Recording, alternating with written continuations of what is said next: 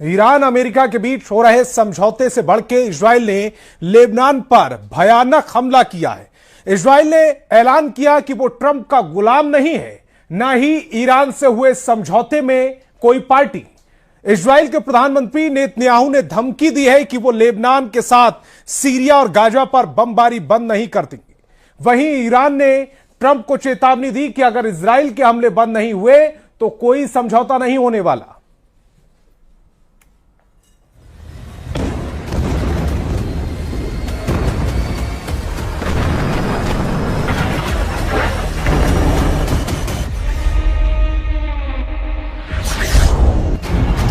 Lebanon में Israel के धमाकों ने नेतन्याहू के इरादे साफ कर दिए हैं। मैसेज साफ है कि बम और जहाज अमेरिका का होगा, फाइटर जेट का पायलट इजराइल का होगा और अगला टारगेट ईरान होगा। क्योंकि ट्रंप के ईरान से डील को नेतन्याहू किसी भी कीमत पर फाइनल स्टेज तक नहीं पहुंचने देंगे।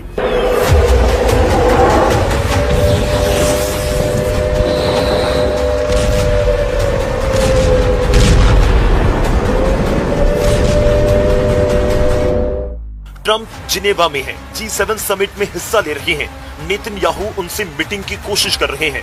अगर ये मीटिंग हुई तो समझ लीजिए कि ईरान अमेरिका समझौता बच नहीं सकता, क्योंकि नेतन्याहू के पास ईरान अमेरिका समझौता तुड़वाने की सॉलिड दलीलें हैं। नेतन्याहू ऐसी सीक्रेट रिपोर्ट ट्रंप को दिखा सकते हैं जिससे ट्रंप का मूड स्विंग होना तय है। What are the expectations for Israel? Can this deal survive if Israel attacks Lebanon? It can, and I consider that the minor war. Iran's a big one, but we have that a little pinprick out there that constantly rears its head, and that's Hezbollah.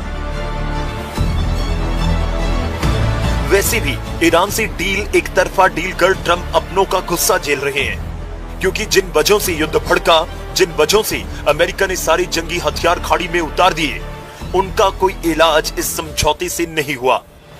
Iran America समझौते में atom bomb पर बात नहीं हुई है। Iran का missile programme समझौते में शामिल नहीं है। ईरान के लड़ाका ग्रुप का मुद्दा समझौते में शामिल नहीं है। इजराइल के किसी रुख को समझौते में शामिल नहीं किया गया है। समझौते में ईरान को हर्जाना देने की बात नहीं की गई है। ये सबसे अहम शर्तें हैं, समझौते में इनका कोई जिक्र नहीं है। तो फिर ट्रंप ने ईरान से क्या समझौता कर लिया? किस बात पर दोनों देश युद्ध का अंत कर रहे हैं? क्या सबसे जरूरी और अहम मुद्दों को अनसुलझा छोड़कर ट्रंप ईरान इजराइल को शांत रख पाएंगे? यकीनन नहीं, क्योंकि ये लड़ाई जिन वजहों से छिड़ी वो 10 की 10 है। ईरान इजराइल की दुश्मनी पहले से कहीं ज्यादा खतरनाक मोड़ पर है। ईरान ने ऐलान किया कि अगर लेबनान में इजराइल ने हमले बंद नहीं किए तो 19 जून को होने जा रहा समझौता का फुल एंड फाइनल बेमानी हो जाएगा।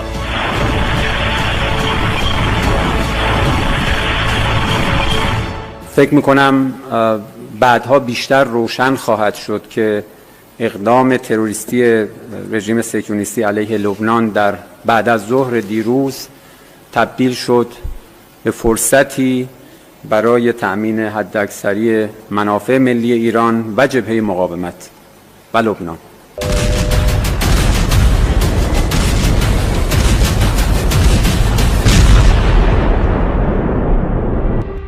ईरान के इरादे इजराइल को मालूम है, इसलिए नेतन्याहू भी धमकी दे रहे हैं कि अमेरिका ईरान चाहे जैसी डील करें, इजराइल अपने दुश्मनों को बख्शने वाला नहीं।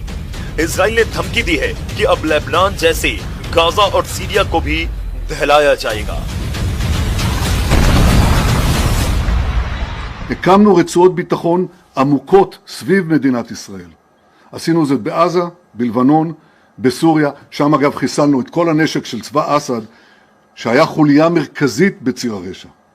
ואני רוצה להעביר, אנחנו נשאר ברצועות הביטחון ככל שידרש כדי להגן על המדינה שלנו.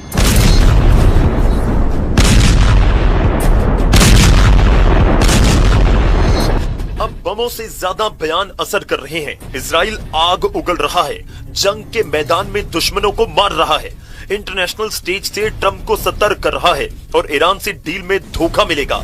ईरान भरोसे के लायक नहीं। ट्रंप है कि समझौते के लिए ईरान की सारी शर्तें मानते जा रहे हैं। ट्रंप की यही मजबूरी इजराइल को डरा रही है। नेतन्याहू अभी कोशिश में लगे हैं कि 19 जून से पहले ट्रंप अपने रुख से पलट जाएं। नेतन्याहू ने देशवासियों के नाम पैगाम में भी कहा कि युद्ध अभी खत्म नहीं हुआ है।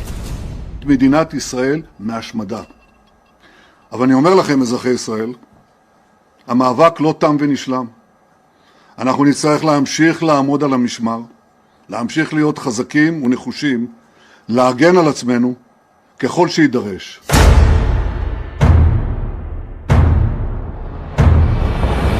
इजराइल को डाउट है कि ट्रंप से समझौता कर रही ईरानी लीडरशिप पर यकीन नहीं किया जा सकता। इजराइल को सुप्रीम लीडर मुस्तफा के अंडरग्राउंड रहने का मतलब भी समझ नहीं आ रहा है। ट्रंप से डील करने वालों में विदेश मंत्री अब्बास अरागची और संसद स्पीकर कालीबाफ शामिल हैं, जबकि सुप्रीम लीडर ने अब तक इस डील पर कोई बयान नहीं दिया, न ही वो डील के ऐलान के बाद सामने आए हैं। ईरान अमेरिका में समझौता फाइनल हो रहा है, लेकिन मुस्तफा खामेनेई अब तक अंडरग्राउंड क्यों हैं? ईरान की तरफ से कहा जा रहा है कि अमेरिका के साथ जो भी समझौते हो रहे हैं वो सुप्रीम लीडर मुस्तफा खामेनेई की गाइडलाइंस के हिसाब से ही हो रहे हैं। ईरान में अब भी सर्वे सर्वा मुस्तफा खामेनेई है। अगर समझौते पर उनकी मोहर नहीं लगती तो समझौता कागजी साबित होगा। वैसे भी सुप्रीम लीडर बनने के बाद मुस्तफा ने ऐलान किया था कि एटमी प्रोग्राम ईरान की जमीन जैसा है, जिसे किसी भी हाल में दुश्मनों को नहीं दिया जाएगा। न ही ईरान अपने एटमी प्रोग्राम को बंद करने वाला है। IAEA के मुताबिक जून 2025 तक ईरान के पास करीब 440.9 किलोग्राम 60% संवर्धित यूरेनियम था। ईरान का कुल संवर्धित यूरेनियम भंडार लगभग 4700 किलोग्राम से ज्यादा का बताया गया था। 60% संवर्धन यूरेनियम से एटम बम बनाया जाता है। अब अमेरिकी एजेंसी अनुमान लगा रही है कि ईरान को यूरेनियम को बम में बदलने, विस्फोटक तंत्र और डिलीवरी सिस्टम तैयार करने में केवल चंद महीने लग सकते हैं। ईरान एटम बम बनाएगा तो क्या वो दुश्मनों से बदला नहीं लेगा? ईरान की लीडरशिप ने धमकी दे रखी है कि समझौता हो या नहीं, ईरान अमेरिका को कभी माफ नहीं करने वाला। ईरान को अपने सुप्रीम लीडर अली खामेनी की शहादत का हिसाब लेना है। ईरान को युद्ध में मारे गए 55 से ज्यादा कमांडर और लीडर की मौत का बदला लेना है। عدم اجرای توافقات رو داریم، سابقه پاره کردن توافقات رو داریم. همه اینها در ذهن ما وجود داره. ما برنامه مذاکرات رو و اجرای تفاهمی که به دست آمده رو بر اساس بی‌اعتمادی میگذاریم، بر اساس بدعهدی‌های گذشته و تجربیاتی که داریم میگذاریم. در این حال سعی میکنیم که هر چقدر میتونیم برای کشور. पश्चिमी मीडिया के मुताबिक ईरान पीस डील को लेकर ट्रंप की अपनी ही रिपब्लिकन पार्टी के नेता आग बबूला हो गए हैं। ट्रंप के सबसे वफादार सेनेटर लिंडसे ग्राहम ने भी चेतावनी दे दी है। उन्होंने कहा कि इस डील पर संसद में वोटिंग होनी ही चाहिए। इतना ही नहीं, ट्रंप के सबसे बड़े पैरोकार और फॉक्स न्यूज के स्टार एंकर मार्क लेविन तो लाइव शो में अपना आपा ही खो बैठे। मार्क लेविन ने सीधे ट्रंप प्रशासन को चुनौती देते हुए कहा कि आखिर इस डील में ऐसा क्या काला है जिसे छिपाया जा रहा है। The agreement says they are not getting a single dime of American money. That's just not what this is. What the agreement does say, Sean, is again, if the Iranians behave, and if there are sanctions relief, and if the Iranians are integrated into the world economy, we would invite other countries, not us, but other countries to invest in their country. Trump के पूर्व विदेश मंत्री Mike Pompeo भी Iran deal में खतरा ही खतरा दिखा रहे हैं। तो उधर अमेरिका की प्रमुख मैगजीन नेशनल रिव्यू ने भी ट्रंप पर निशाना साधा और तीखा हमला बोला। मैगजीन ने साफ लिखा कि ट्रंप ईरान को यूरेनियम संवर्धन की छूट दे रहे हैं और मिसाइल प्रोग्राम पर भी चुप हैं। ये हूबहू ओबामा की वही नाकाम डील है जिसे ट्रंप ने अपने पहले कार्यकाल में फाड़ फेंका था। Obama took a shot and said, I don't think this deal is any better than the deal we had before.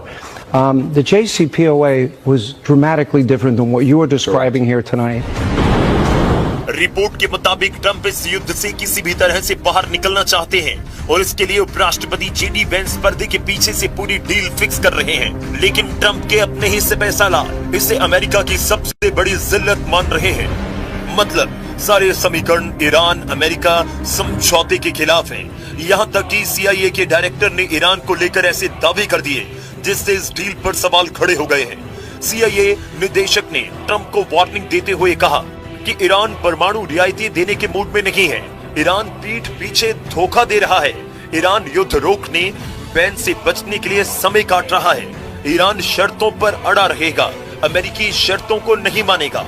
Peace deal को लेकर ट्रंप टीम में बगावत है। ईरान को भी ट्रंप का कोई भरोसा नहीं। ट्रंप पल पल रंग बदलते हैं। वो कभी ईरान को बर्बाद कर डालने की धमकी देते हैं तो अगले ही बयान में ईरान के सुप्रीम लीडर को महान बताने लगते हैं। उनके स्टैंड बदलने में ज्यादा वक्त नहीं लगता। अभी तो फाइनल समझौता होने में कई दिन बचे हैं। मुमकिन है नेतन्याहू फिर से ट्रंप को ईरान से युद्ध के लिए मना लेंगे। लेकिन अब अगर ईरान पर अमेरिका ने हमला किया तो फिर अंजाम बहुत भयानक हो सकता है, क्योंकि ईरान ने सारी मिसाइलों को अमेरिकी सैन्य अड्डों की तबाही के लिए तैयार कर रखा है। खाड़ी देशों में सुपर पावर के सैन्य ठिकानों की तबाही परमाणु युद्ध का आगाज होगा।